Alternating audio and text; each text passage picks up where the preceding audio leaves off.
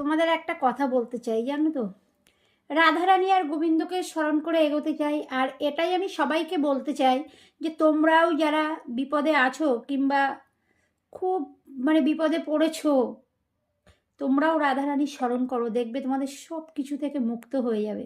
শুধু একবার রাধারানী আর গোবিন্দকেই ডেকে দেখো। আর কি জানো তো, কথায় আছে, বন্দুকের গুলি আর মুখের বুলি যদি একবার বেরিয়ে যায় সেটা কিন্তু আর ঢোকানো যায় না। তাই কাউকে কিছু বলার আগে 10 বার ভাবুন, 10 বার ভাবুন, তারপরে বলুন। দুম করে কাউকে একটা বাজে নোংরা কথা বলে ভাবলেন পার পেয়ে গেলাম কিংবা আমি বিশাল কিছু করে ফেললাম, সেটা কিন্তু কখনোই না।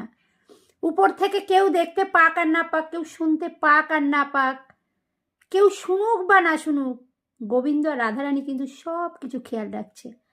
রাধে রাধে। তাই কাউকে কিছু দুম করে বলার আগে একবার না 10 বার ভাবুন।